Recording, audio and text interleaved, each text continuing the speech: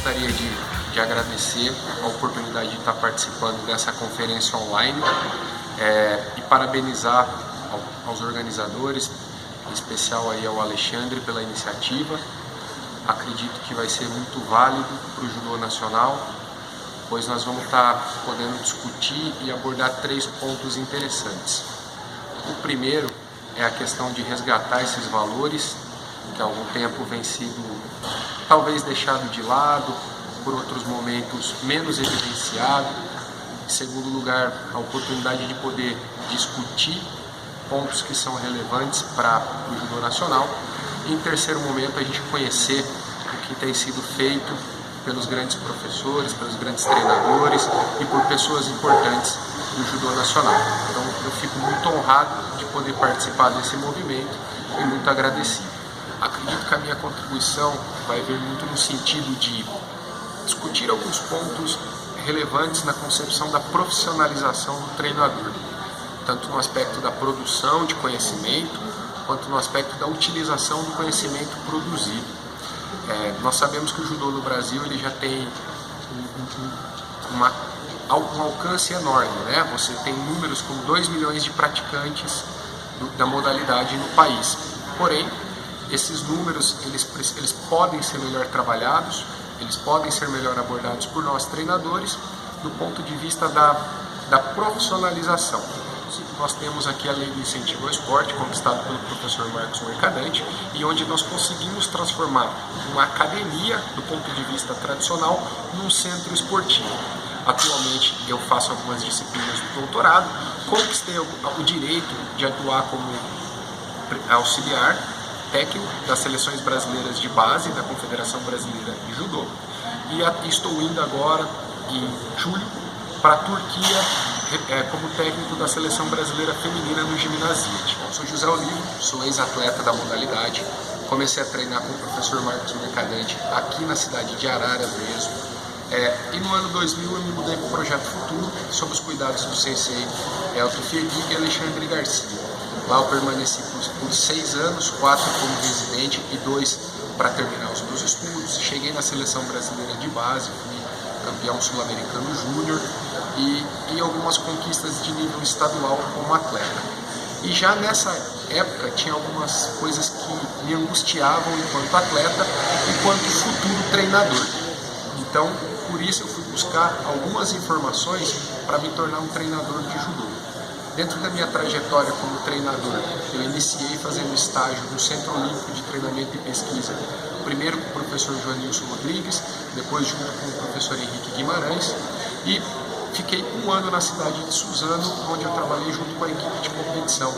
Retornei para Araras em 2007, já formado em Educação Física, onde iniciei uma pós-graduação em Treinamento Esportivo e futuramente, em 2008, um mestrado em Treinamento Esportivo também, já atuando como treinador da Associação Marcos Mercadante. Terminei meu mestrado em 2010 e desde 2011 nós trabalhamos dentro do projeto Kimono de Ouro, que é um projeto que tem incentivo pela Lei do Incentivo ao Esporte, tá? Com verba para poder fazer as ações. Dentro dessa trajetória de construção do treinador, tem um ponto importante que foi a busca pelo conhecimento. Nós sabemos que o judô, enquanto cultura do corpo, ele já carrega uma série de significados, uma série de aprendizagens. Porém, do ponto de vista do treinador e do ponto de vista profissional do treinador, há necessidade de buscar outros conhecimentos que concatenem, que converjam, que auxiliem a ação do treinador de judô, principalmente porque essa ação ainda não está clara no Brasil, né? Você pode ainda atuar o judô numa esfera cultural e ele também tem uma esfera esportiva. E acredito que a minha contribuição para essa conferência seja para aqueles interessados em atuar no judô na concepção esportiva, sem perder de vista a questão cultural e filosófica atribuída à modalidade. Dentro dessa trajetória, então, acredito que a minha contribuição ela vem no sentido da profissionalização do técnico, da profissionalização do treinador. Embora o judô se manifeste tanto no aspecto cultural, né, da nossa colonização japonesa, mas hoje ele age muito na interface do esporte. E aí entra a questão de nós termos a necessidade de profissionalizar o treinador. Para isso, algumas tecnologias pedagógicas vêm sendo produzidas. A gente já tem material para que possa tornar essa prática profissional.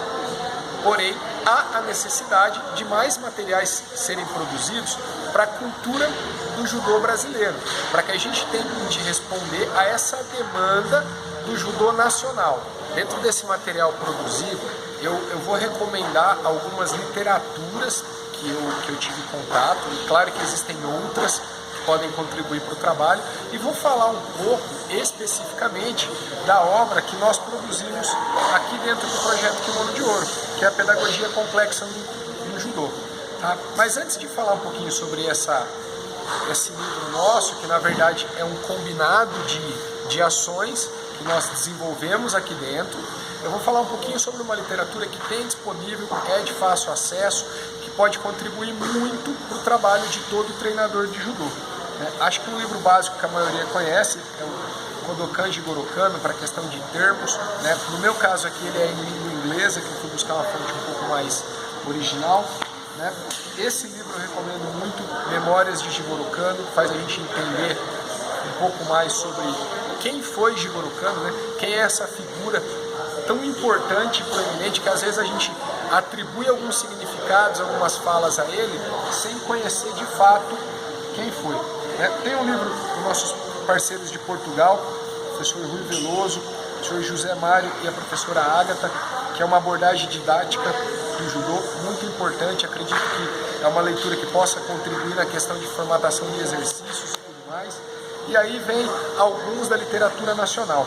Com certeza, o do grupo do pessoal da USP, do professor Emerson Franchini, vale muito a pena. Esse eu recomendo muito, que é o Ensino de Lutas, Reflexões e Propostas de Programa.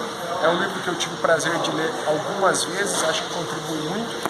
O próprio Desempenho Competitivo, acredito que mais para quem está na área do treinamento. Livros de preparação física também do mesmo grupo, do professor. Tenho aqui um do grupo produzido junto com o pessoal aqui da Unesp, tá? Os aspectos multidisciplinares. Produzido aqui tem a contribuição do professor Alexandre Brigo. Tem algumas coisas muito importantes para estar lendo em relação às lutas. Outro livro que eu tive contato é o de Pedagogia do Esporte Aplicado às Lutas, que é o pessoal do Mauro Breda, o autor primário. Tem um livro produzido do professor Paulo Duarte, com certeza uma indicação. Esse também do Sensei Celso Galdino, de Tocantins, que são livros produzidos dentro da literatura nacional. Além disso, para quem quiser conhecer um pouco mais da história, eu recomendo o do professor Alexandre Veli, que é o Caminho das Medalhas. Tá? Temos mais obras, eu vou aqui fazer injustiça em não citar algumas, mas já peço desculpa de antemão. A ideia é que esses livros contribuíram bastante para a formatação do nosso manual, da nossa proposta, que é a Pedagogia Complexa do Judô. Por que o nome Pedagogia Complexa antes de tudo? Que embora nós temos N literaturas, o judô, de certa maneira, o entendimento da técnica ele é empírico. E existe um processo de ensino-aprendizagem muito pautado na questão da faixa. Então, que é um processo mais simplificado, você ir construindo seus golpes, seu repertório a partir do momento que você vai recebendo suas faixas. Bom, a gente parte de um outro pressuposto, a gente parte do pressuposto que a luta de judô ela é multifatorial. Então, dentro de uma proposta pedagógica que nós desenvolvemos no Kimono de Ouro, nós vamos buscar a fundamentação teórica para isso. Tá? E a obra que chegou foi essa aqui, Pedagogia Complexa no Judô. Passivo de falhas, estamos colocando para que ela seja conhecida e testada. Tá? Essa obra ela foi patrocinada dentro do projeto Kimono de Ouro, pelo Lei do Incentivo do Ministério do Esporte, portanto o livro foi doado para as universidades e para muitos técnicos. Pode ser que alguém esteja assistindo essa palestrinha e não tenha contato ainda. Se possível e for treinador de judô, nós vamos disponibilizar.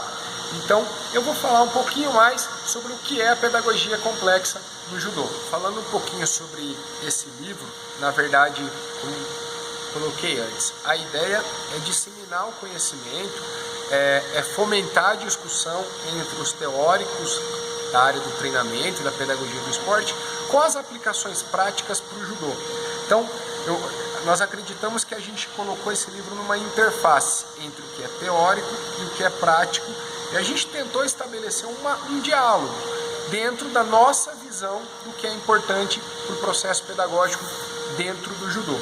Bom, no primeiro capítulo do livro, a gente fala um pouquinho sobre uma localização histórico-profissional, que é justamente essa questão do que? O judô, historicamente, no Brasil, ele foi desenvolvido de uma maneira artesanal. Era o pai, né, o imigrante japonês, que dominava o conhecimento prático do saber fazer e ensinava para o filho e para os discípulos. Então, o domínio da prática, né, o saber fazer, era passado para o discípulo e esse ia conquistando uma posição, conquistando uma graduação para poder se tornar um novo mestre. Isso muito parecido com a questão da época medieval das corporações de ofício, onde o artesão mestre ensinava os discípulos. Bom, essa concepção ela durou durante muito tempo. Se nós pegarmos historicamente, a maioria das academias de judô do Brasil, elas funcionavam no contraturno do trabalho do próprio sensei. O sensei ele tinha um trabalho e num outro horário ele ia e dava aula de judô. Não era uma atividade profissional. Pensa lá nos primórdios. Essa configuração foi trazendo para o judô, foi desenvolvendo o judô dessa forma, mas com o tempo e atualmente nós temos outras demandas, principalmente por se tratar da esfera esportiva. Quando a gente vai para o judô competitivo, essa abordagem ela passa a ter a necessidade de ser complementada, principalmente pela ciência do esporte. Então hoje nós vivemos uma era que está na transição do artesanato para o profissionalismo. Hoje o técnico de judô ele está buscando se capacitar, ele busca se formar, ele foi buscar estudos, inclusive existem iniciativas da própria Confederação Brasileira e do COB para oferecer capacitação para o treinador, né? Para ele se tornar profissional, para ele ter uma reserva de mercado. Então vai se buscar conhecimento de outras áreas para ajudar na prática do treinador de judô. E reparem que eu falo treinador, que aqui justamente acredito que a minha contribuição está na concepção do judô como esporte e não como cultura. Então por isso que eu vou atribuir o significado da palavra treinador, tá? Bom, esse capítulo mostra também que nós estamos nessa transição. E hoje você vê que existem pessoas que vivem exclusivamente do processo de ensino, aprendizagem e treinamento de judô. Ou seja, se tornou a profissão da pessoa. Embora na Constituição brasileira ainda não exista o termo profissional de judô, mas as pessoas já têm esse ofício feito, já tem como ofício a prática do ensino do judô, a prática do treinamento do judô. E esse caminho de profissionalização nos leva a desenvolver algumas outras áreas, principalmente das ciências do esporte, tá? É uma necessidade durante a profissionalização. Houve umas tentativas dentro da educação física de atrelar a formação do treinador ao diploma de educação física, mas algumas resoluções, não vou saber falar aqui qual é a lei, permitem o trabalho do judô como arte marcial. No estado de São Paulo eu sei que isso ocorre, sem você ter o CREF, sem você ser formado em educação física, sem você ser provisionado. Essa lei ela nos dá algumas coisas para pensar, né? Pois ele fala que o judô é uma cultura. Tudo bem, mas se nós entendermos o judô como esporte, nós precisamos buscar nas ciências do esporte fundamentação para o nosso trabalho teórico, para o nosso trabalho prático. Aí, no terceiro capítulo do livro, é basicamente o que apresenta da pedagogia complexa. E o que tem de principal, né, nessa metodologia que nós desenvolvemos? Basicamente, são 5 pilares. A questão ética e moral, ao atender um atleta ou uma criança dentro da prática esportiva. A tática como objeto central da aprendizagem. A questão das unidades funcionais, que eu vou esmiuçar um pouquinho melhor. A questão da espiral de conhecimento, da espiral de conteúdos, onde os conteúdos vão se alternando em estar presente e ausente nas sessões de judô. E por último, o método situacional, que é o que eu vou abordar um pouco mais aqui com vocês. É importante dizer que eu fui buscar nos esportes coletivos algumas fundamentações para desenvolver esse método. Um dos pontos principais que a gente acredita e que a literatura mostra como importante para o alto rendimento e, consequentemente, tem que estar presente no processo de ensino-aprendizagem é a questão da variabilidade técnica, principalmente da questão das direções de ataque. Os estudos vêm mostrando, principalmente do professor Calmet, que o atleta que consegue variar mais as direções que ele pontua em competição, ele possivelmente vai ter maior chance de ter resultado internacional. Sabendo disso, o nosso processo de ensino-aprendizagem também é baseado na variabilidade, na tentativa de produzir pontuação, de produzir queda para várias direções. Existe aqui uma figura que nós utilizamos para nortear o processo de ensino-aprendizagem, onde nós trabalhamos com 10 possíveis direções de ataque, embora os artigos trabalhem com 4. E pedagogicamente o nosso aluno ele deve buscar pontuar e derrubar durante os seus exercícios para todas essas direções, para que ele desenvolva repertório técnico e tático. Uma outra questão é a variabilidade de pegadas, né? A gente tem o judô tradicional, ele traz muita configuração de manguigola como a principal, com a maioria das posições iniciais para execução dos golpes, mas quando você vai para o rendimento e alto rendimento, só esta configuração de pegada ela não é suficiente. Alguns céticos podem me dizer, mas o judô japonês faz isso. Nós fizemos um levantamento só das lutas do Koga, que acho que é uma referência, um atleta que todo mundo conhece, com ele pontuando com 8 variações de pegada. Então não é que funciona só uma, mas funciona várias, né? O que os estudos mostram que o atleta deve fazer o golpe principal com vários tipos de pegada e vários golpes com um tipo de pegada. Bom, sabendo disso, nós fomos buscar dentro do judô uma divisão pedagógica da luta para poder nortear o processo de ensino-aprendizagem. E aonde nós chegamos? A gente estabeleceu uma figura onde nós classificamos como unidades funcionais. É essa figura da página 76, onde a gente ramifica a luta em vários níveis, tá? São os momentos da luta, as unidades funcionais, as subunidades e as microunidades. Tá. O que vem a ser isso daí? Você tinha uma divisão pedagógica como Shintai, Uzushi, Tsukuri, Kake, né? Nós fomos buscar a funcionalidade de cada ação e ramificando para poder prescrever o treinamento. Por quê? Muitas vezes o processo de ensino-aprendizagem ele estava muito voltado na execução do golpe. E na verdade, se nós observarmos as lutas, a maioria dos acontecimentos é antes de aplicar o golpe e logo depois que ele é aplicado. Então é necessário sim ter uma lapidação do gesto técnico, mas a gente acredita que a divisão da luta em unidades funcionais nos permite criar um leque maior de exercícios, tanto para a iniciação, quanto para as fases do meio da preparação desportiva, quanto para o alto rendimento.